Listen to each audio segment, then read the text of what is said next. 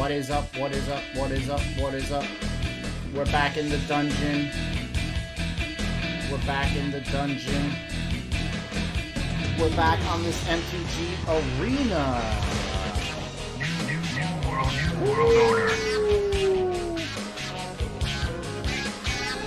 Let's go, boys. Hello, hello, hello. It's me. It's GDP coming to you live from the dungeon? No, it's still the living room. Just a fancy little, background that I got going on right now. Hope you guys are having an amazing Monday. Hope you guys had a great 4th of July. Hope a lot of you aren't working today like I had to. Or else this video would have came out a lot earlier. I would have streamed all day today, but alas, I did have to work today. But I'm super excited. This is not going to be a long stream by any means. I am just here to look at cards. I've been looking at these cards for the past couple weeks, and more and more have been released via spoilers.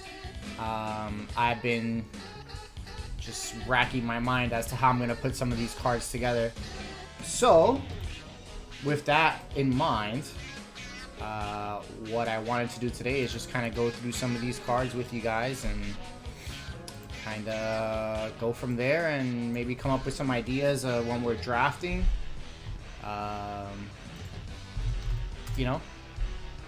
Maybe some decks that we could put together and crush the competition with.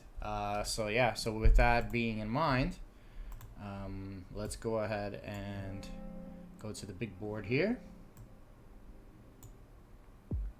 And just make sure this music is at the right volume.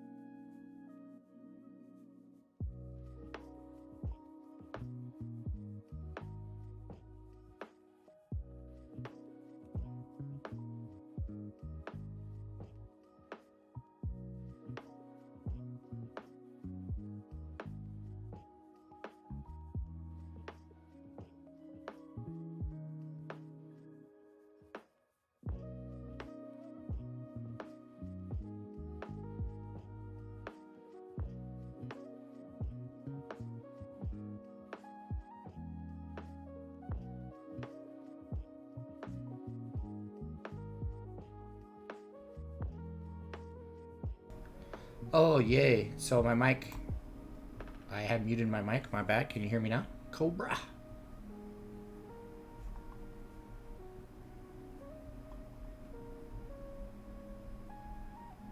Wow, that sucks. So that means that the whole first 17 minutes I was without a mic.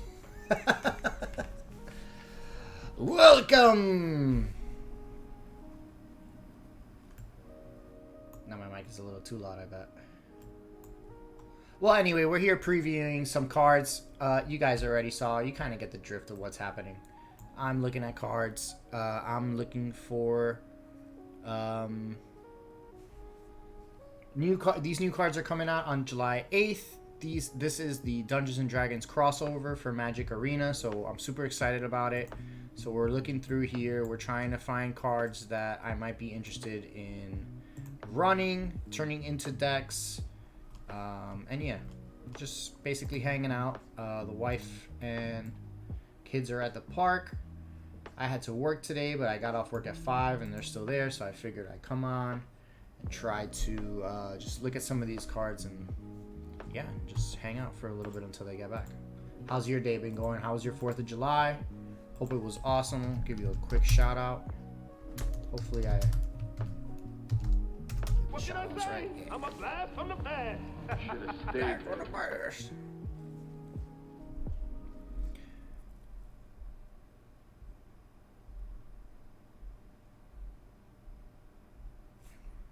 Went to a parade today. Nice. Then to your parents' house. Very good. Very good. Very good. Yeah. We didn't do anything yesterday. We basically just stayed home. Set off a couple fireworks in the backyard. You know, the little sparkly ones. And that was about it. Nothing too big.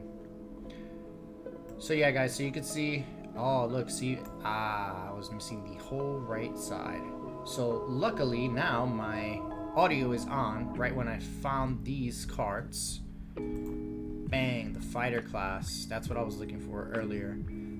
So this card looks like it might be the one that I was looking for before. When fighter class enters the battlefield, search your library for an equipment card, reveal it, put it into your hand, and then shuffle.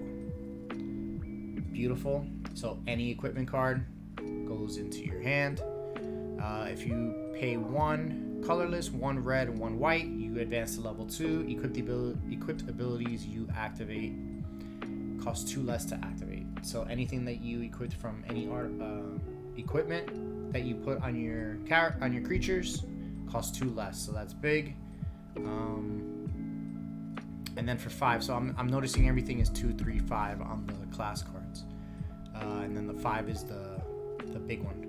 Whenever a creature you control attacks, up to 1 target creature blocks it this combat if able. So you can basically make any creature that an opponent controls block whatever card you want attacking. Usually the one that's coming in with a bunch of nasty stuff attached to it. So pretty cool, pretty cool. So I'm going to go ahead and copy this one. And I'm going to add it to the list.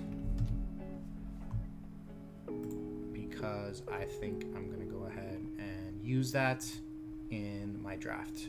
Then you have the Barbarian class, which is probably going to be your mono red. This is for your mono red. So this is one idea that I was toying with, is just going straight mono red. However, when you're playing draft, meaning you're only playing with a certain pool of cards that you're playing from, it's usually better to go red white, red black, red green, or even 3 colors or whatever it is. 2 colors is preferred. But here you go, red Barbarian class. If you would roll 1 or more dice, instead roll that many dice plus 1 and ignore the lowest roll.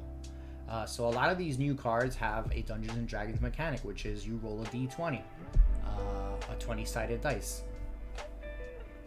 This is awesome for something like that because it allows you to roll again, basically giving you what's called advantage, meaning you get to roll twice, just like in Dungeons and Dragons, and you could take the highest roll. So I think that's awesome. I really, really think that the mechanics that they added. Let me just move that because we're seeing a crazy amount of ads right there on the side. I can just make my head bigger. Oh no, that's not how I do it. But yeah, the awesome part about these cards is that all of your D&D mechanics are coming out, and I think it's awesome. You know what? I can make this better. Hold on. Let's make this more better. Let's make this more better. Let's move this over here. Because why not? Whatever. Let's move the overlay up. And then we can move our word. Make it a little bigger. So you guys can kind of see what I'm doing. A little bit better. Just move this. And just make this smaller.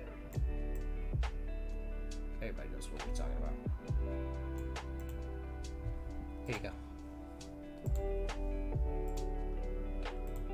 Trying to make things a little better for everybody. Just so you could see and like not see so many ads. Okay, moving on. Level 2 only costs 2. Whenever you roll 1 or more dice, target creature you control gets +2, +0, and gains menace. Menace means if it's red, only something red can block it. Everything else is scared of it. And then for 3, you get to level 3, which says creatures you control have haste, which is incredible. For 3, so basically for 4 reds, if you're running mono red, amazing. Put that barbarian class out turn 1. Turn 2, level it up. Turn 3, 3 red. Put it down, level up to level 3, and now from now on, any creature that you drop has haste. And then if you could do anything else in the meantime, with as far as putting creatures out and stuff like that, you're golden. Sip of Sprite for the working man. Okay. So I'm really glad that I scrolled over to find that card. Hunter's Mark is a D&D spell for Rangers, and it makes an appearance here in MTG. Spell costs 3 less to cast if it targets a blue permanent. So it looks like it's they're out for blood on blues with a green. They can't counter it. And target creature you control gets +1/+1 till end of turn. Then it deals damage equal to its power to target creature or planeswalker you don't control. So it's basically a fight. You can basically make 2 creatures fight, deals damage equal to its power. So they don't even fight. You just deal the damage to whatever creature or planeswalker on your opponent's side. I think that's awesome. It is a little expensive. It costs 4, but it only costs 1 if you're targeting blue. So that's a little something you keep on the sideboard, maybe 1 or 2 cards out of your 15 cards that you can keep on your sideboard. And you just keep it there when you run into those blue matchups. Yeah. I like it. Actually, you know what? Let me go ahead and send this over to the guys that I play D&D with, because they will definitely enjoy that card. I know my my Firbolg friend Eugene, who plays Snow Guard on Tuesdays, will definitely enjoy this. So I'm gonna go ahead and send it. Yeah, Hunter's Mark, everybody. Hunter's Mark, pretty dope. Pretty dope. All right, let's see what else we got. So that's it for enchantments. And let's see if I can find those dungeon cards, because that's the really cool shit. The Eye of Vecna is cool too.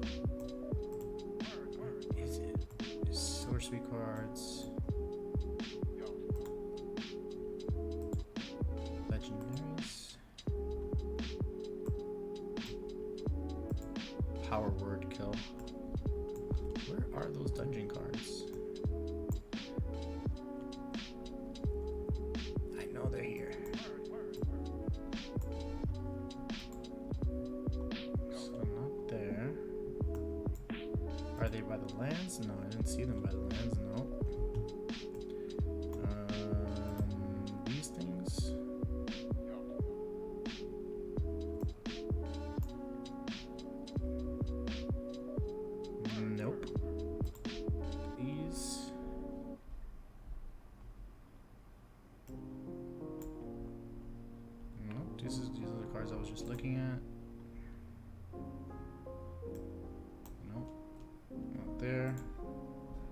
They have to be here somewhere, guys.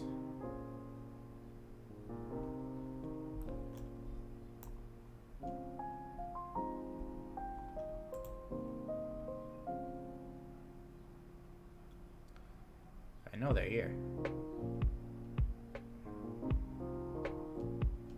Is this...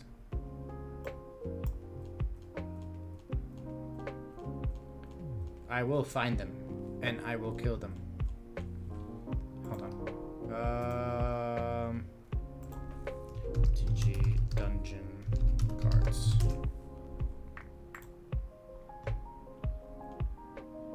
Okay, so can you guys see that?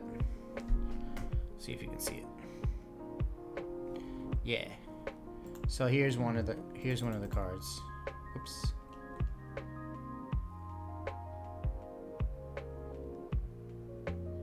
There we go. So this is the first dungeon card, the Lost Mine of Phandelver, and if you play D&D, you are going to be very familiar with the Lost Mine of Phandelver. It is the starter module that you can buy like at Target or wherever your local board games are sold. And yeah, I'll show you guys how this mechanic works as soon as I get my overlay thing correct. Just want to make sure you guys bring the quality up a little bit. Okay.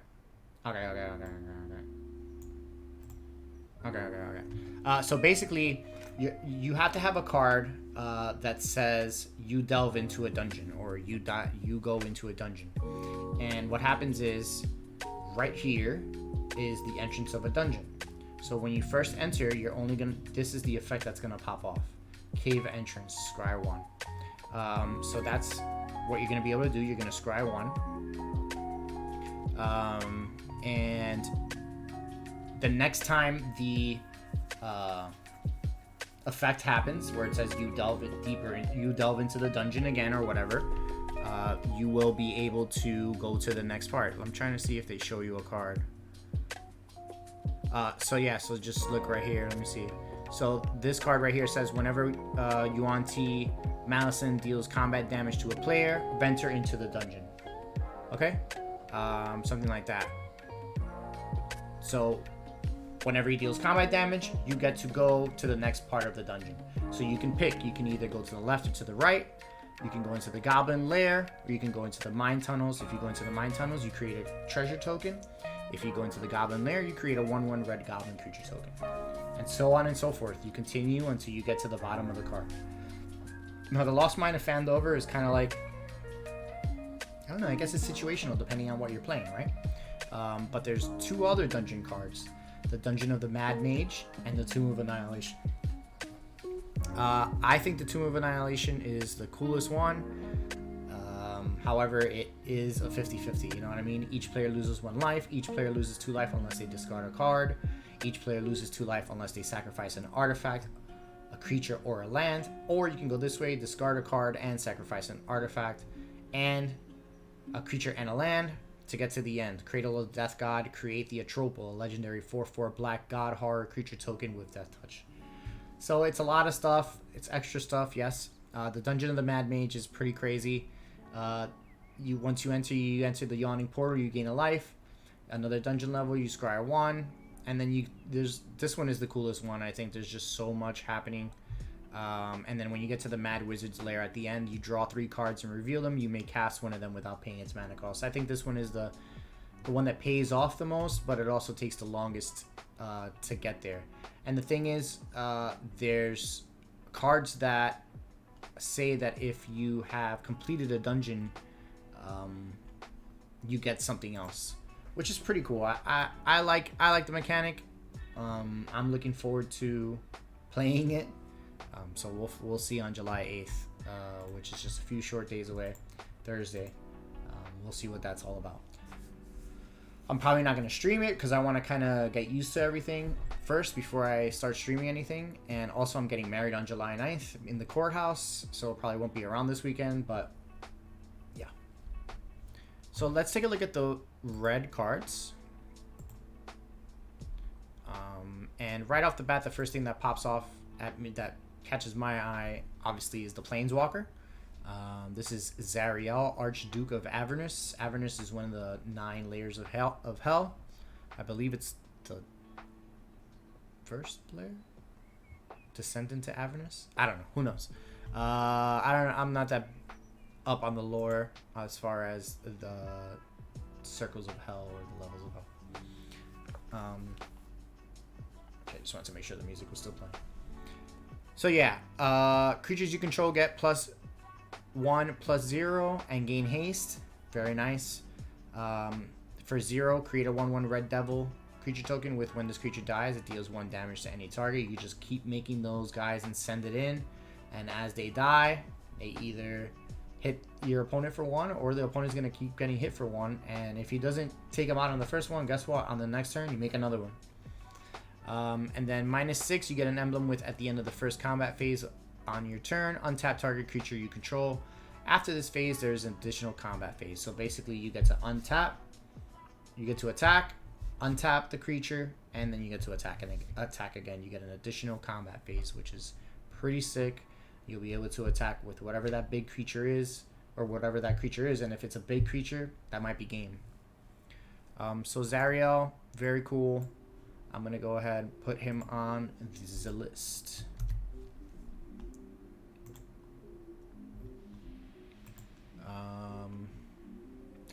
Infierno de los Montes Estrella. Something about Hellstar. Something.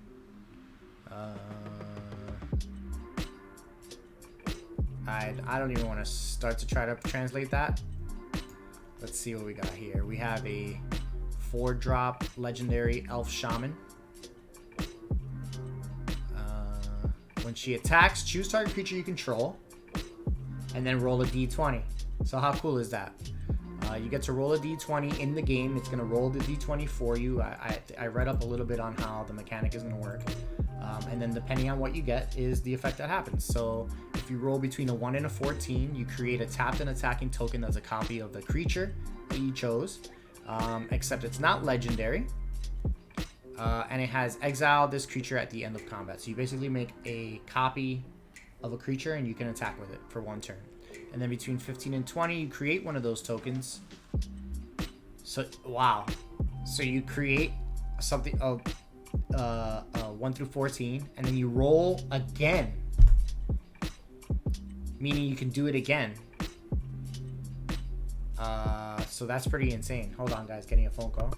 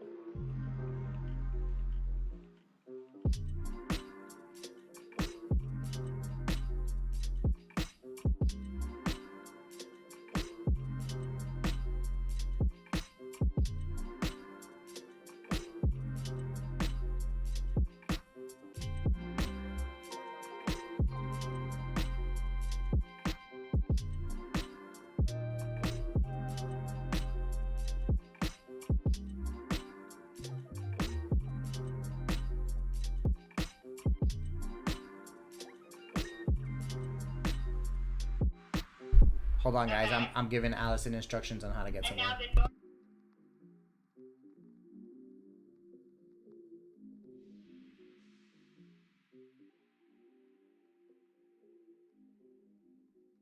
Instead of going like towards the Walgreens, you're gonna make the left.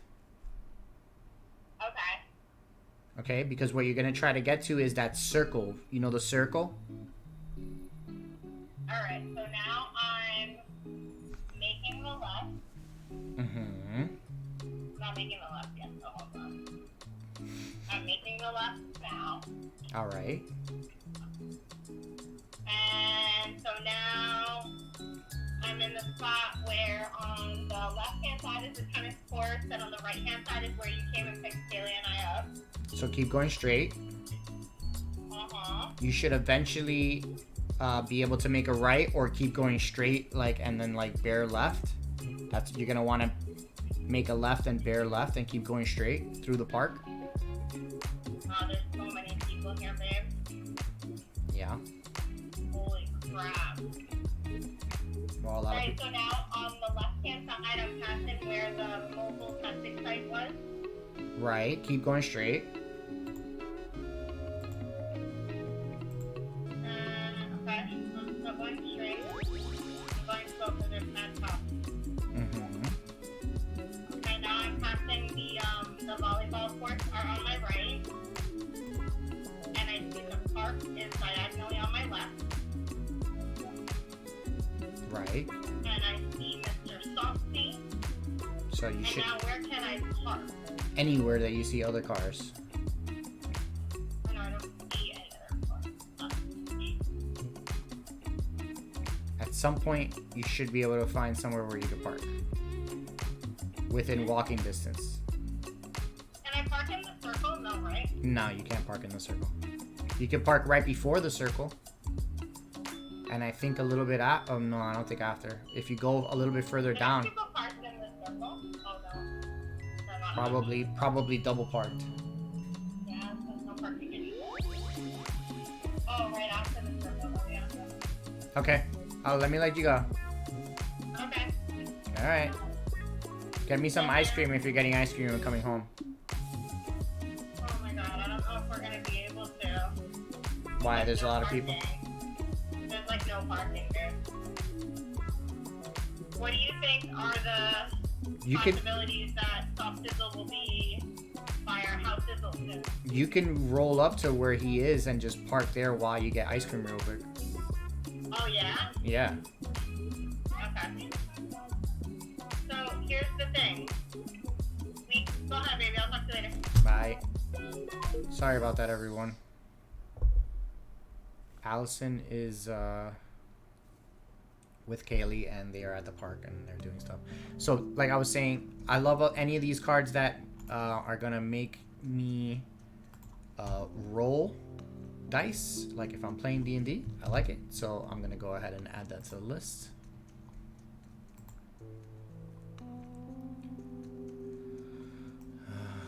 Meteor Swarm,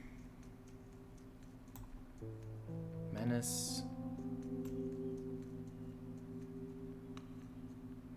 Seems like a lot of stuff with treasure tokens. Here's a red dragon. That's pretty cool. When red dragon enters the battlefield, it deals 4 damage to each opponent. So this is good for commander. Good commander card.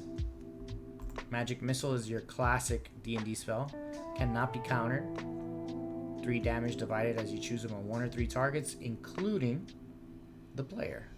So you can hit the player for 3. Including blue. Cannot be countered. So that's pretty cool. There's a Battlecry Goblin. New Goblin card. Goblins you control get +1/+0 and gain haste. Pack Tactics. Whenever Battlecry Goblin attacks, if you attack the creatures with power 6 or total power 6 or greater, create a 1/1 red goblin creature token that's tapped and attack. It's pretty good. More support for goblins. So yeah, as you guys can see, I mean, it's like the red cards are pretty cool. Whenever you roll 1 or more dice with this guy out on the field, he deals 1 damage to each opponent. I like that a lot. So these are the ones that you want to put these together. The ones that roll dice and the ones that have the effects when you roll dice. That's very exciting stuff. Here's your equipment that goes with your Planeswalker that we saw before. Only costs 1 hits. You can hit it with flash too.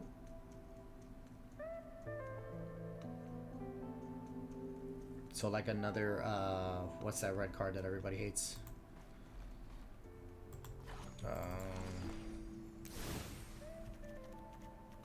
Embercleave. Like another Embercleave. That's cool.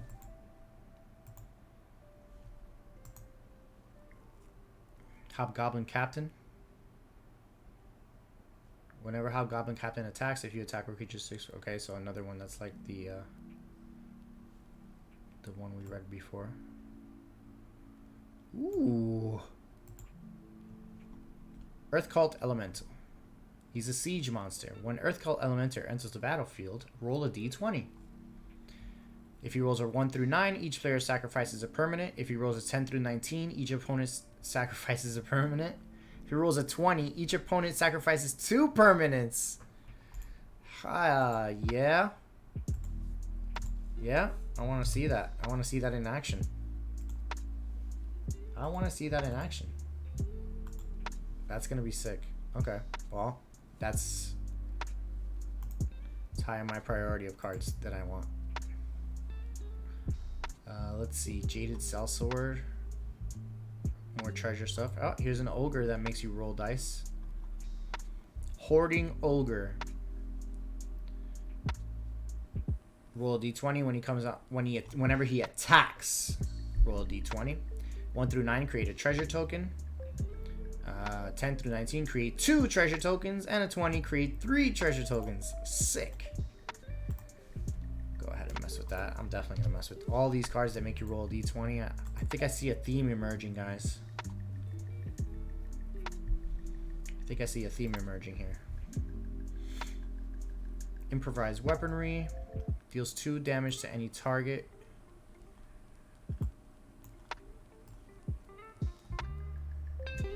Create a treasure token. Kick in the door. Put a 1/1 counter on target creature and gains haste. Can't be blocked by walls. Venture into the dungeon. Venture into the dungeon. So not a lot of cards that say venture into the dungeon for red, right? Didn't really see many. Price of Loyalty. Gain control of target creature. Untap the creature, gains haste. Okay, so it's like another... If mana from a treasure was spent, you can add a +2. Pretty cool. Swarming Goblins. Roll a d20. Nice. I like.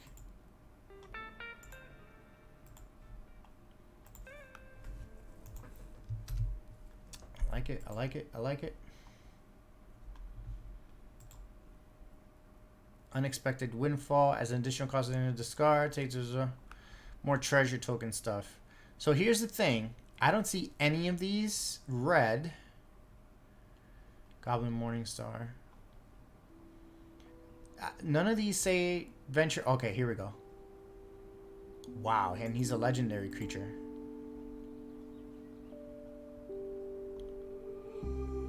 Venture into the dungeon. So here's one venture into the dungeon card, and it costs 5.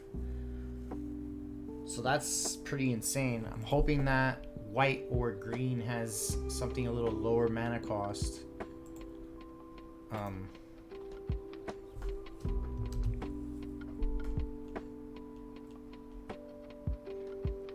hoping that white or green has something a little lower mana cost that lets you venture into the dungeon, because that's pretty insane.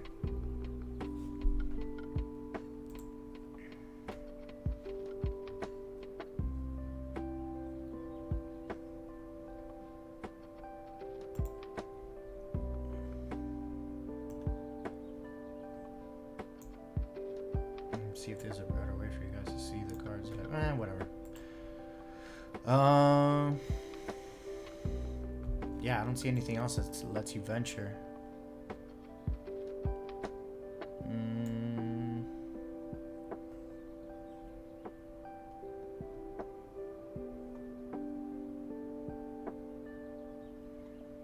Nope.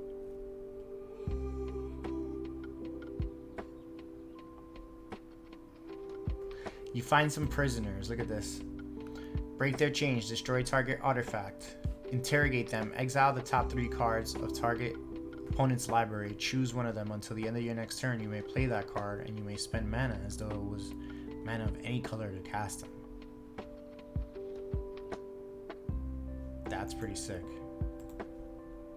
Let's go ahead and add that.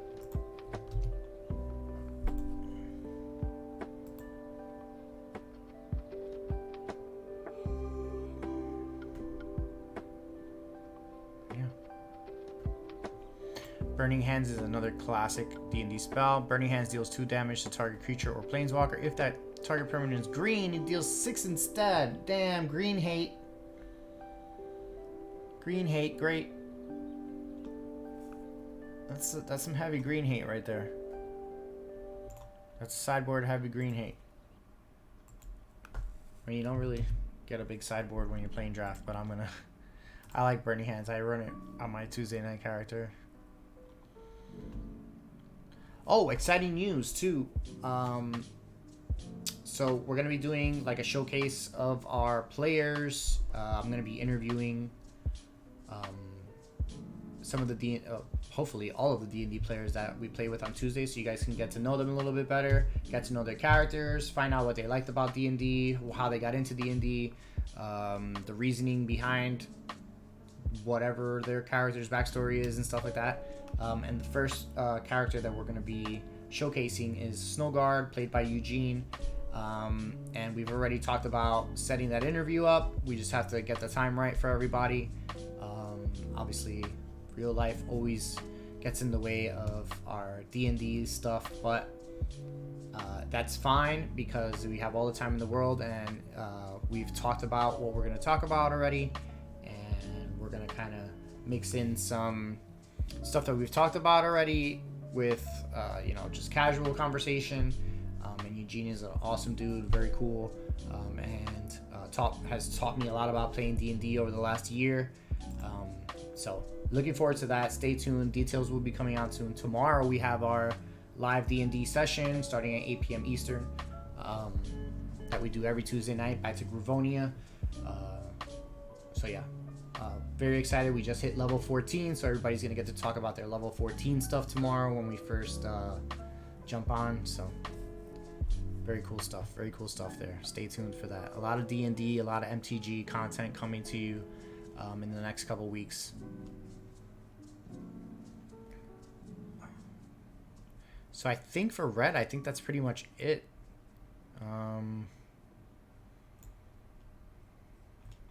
So let's go to white and see what we got there.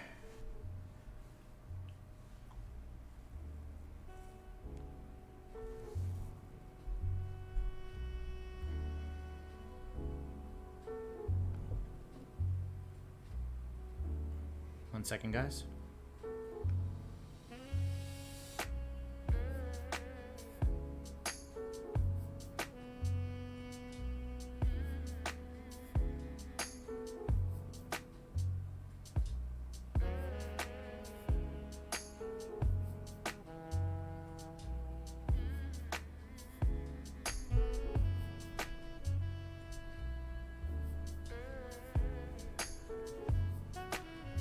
So let's see what we got for white.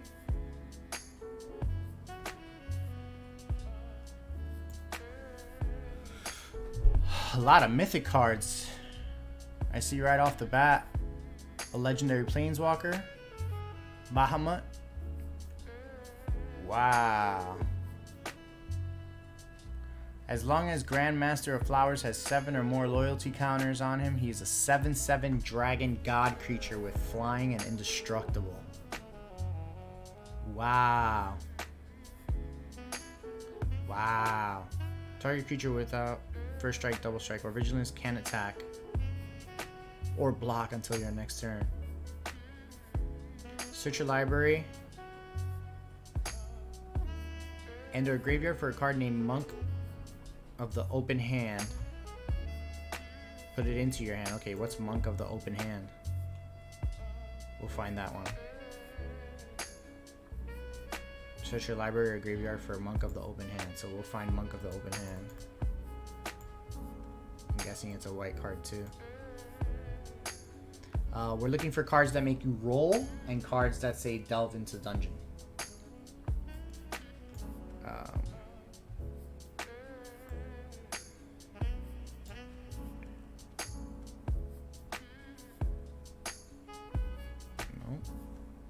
Oh, here's one. Nadar, Selfless Paladin. Cost 3. He has Vigilance. Amazing. Whenever Nadar, Selfless Paladin enters the battlefield or attacks, venture into the dungeon. Other creatures you control get a +1/+1. Oh, here's, look at the old, this is the old school D&D style artwork. Oh, so if I'm gonna get any of the paper cards, I definitely want those old school throwbacks. Other creatures you control get +1/+1 as long as you've completed a dungeon. So that's amazing. So if you go through the whole dungeon and you complete it, and this guy's out on the field, guess what? Everybody gets a pumpy pump to +1/+1. Very much like that card. Definitely gonna run it in all of my white decks. Paladin class card, we already alluded to earlier, we talked about. That's definitely going in the deck.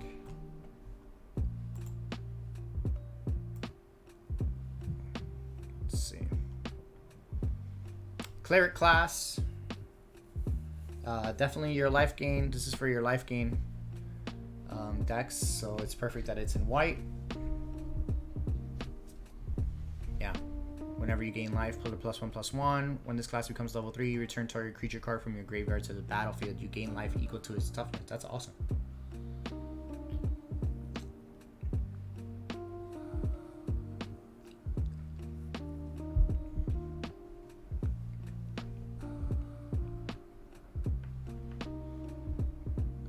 Divine Smite. Target creature or planeswalker an opponent control phases out. If that permanent is black, exile it instead. If it phases out, treat it and anything attached to it as though they don't exist until its controller's next turn.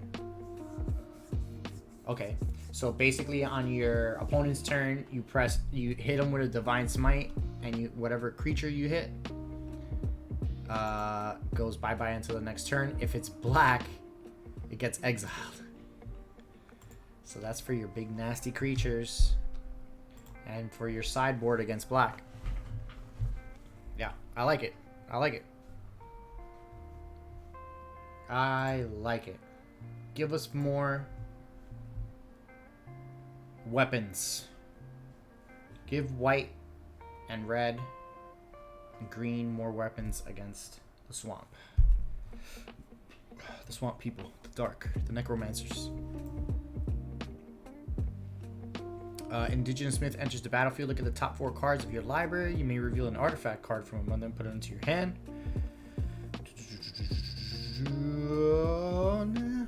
Not really rocking artifacts. Search your library for an enchantment card. So this is good, and I'll tell you why. Because your class cards are your enchantment cards, are enchantments. So when this guy comes out, Moonblessed Cleric, you can go look for your Paladin class card, go look for your Ranger class card, put them out on the field, and, well, no, you put it on top of your library, and you know that next turn, your class card's coming out. So I think that's awesome. And he will be added to the cast of characters. Moon-based Cleric. Here's Monk of the Open Hand. So this is the card that you get with that Planeswalker.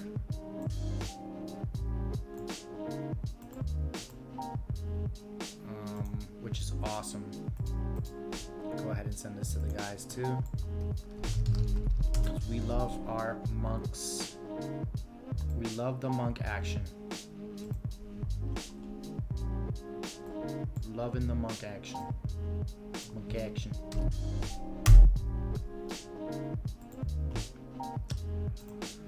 So, yeah. So that's pretty cool. Whenever you cast your second spell each turn, put a 1/1 counter on Monk of the Open Hand. So he's just coming out. Only costs 1. So that's pretty good. Portable Hole enters the battlefield. Exile target non-land permanent an opponent controls with mana value 2 or less until the Portable Hole leaves the battlefield. So that's really good too. 2 or less early game removal. I like the early game removal. I like the cheap removal. Cute little things that people put out right in the beginning of the game. Doesn't get to rock.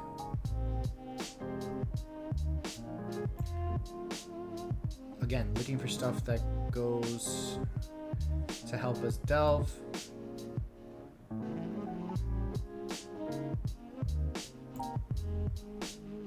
There's not a lot of cards that say delve into the dungeon. Here's one. Planar ally.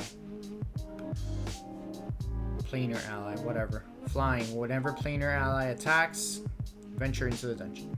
Cost 5 again. These cards that so they're not making it easy for you apparently to venture into the dungeon. Besides Nadar, who's a 3, I've only seen this 5 says venture into the dungeon, and that's it.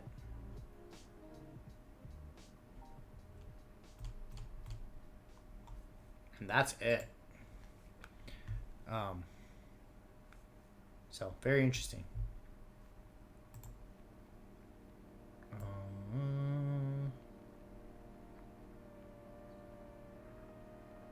There are also cards here that are in Japanese, so might be missing out on some cards because I don't know Japanese. But hey, 2 life. Rouse the party. Set off traps. That's a funny one. You hear something on watch. Rouse the party. Creatures you control get +1/+1. Set off traps. The spell deals 5 damage to target attacking creature. Oh, this is nice. 5 damage to target attacking creature. Take my money. Take my money.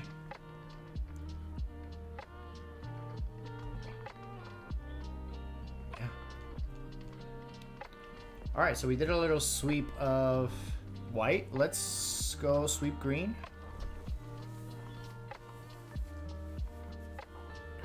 Let's see what we can get. MTG, baby. It's real, not a game. No, I'm just kidding. It's a game. We just take it more serious. MTG. All right. Here's your Planeswalker. So this is very cool. Look at the artwork first of all. Very cool on the switch up. However, look at the +1. Venture into the dungeon.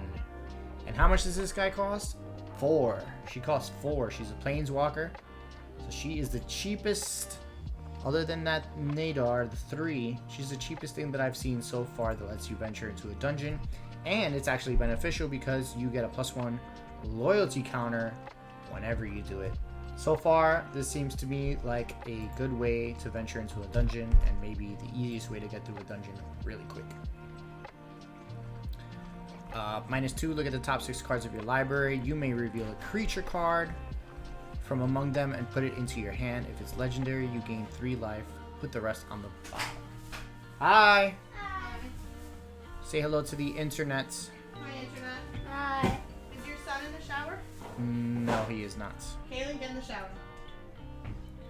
Hi. Look at and then -7, you get an emblem with creatures you control have trample and haste and get +2/+2 for each differently named dungeon you've completed. So if you completed, I think there's only a total of 3 dungeons, but if you completed all 3, that's a +6/+6. So trample, haste, and a +6/+6 if you go through all 3 dungeons with this Planeswalker out. I'm just going through all the new D&D cards with people online. And we've gotten through a whole bunch. I've already been streaming for an hour. I was just doing it until you guys got home. Okay. What do you want to do for dinner? I don't know. Let me say goodbye to the people and then we'll talk about that. Okay. Goodbye, people. Well, everybody, that's all the time we have. I will go back and start green again next time we stream, and I will put this video up on demand with a proper title. And yeah, thank you guys so much for joining me, taking a little bit of time of your Monday afternoon to check out some new cards. Again, these cards drop on July 8th. We're super pumped up. D&D, MTG crossover. Can't wait.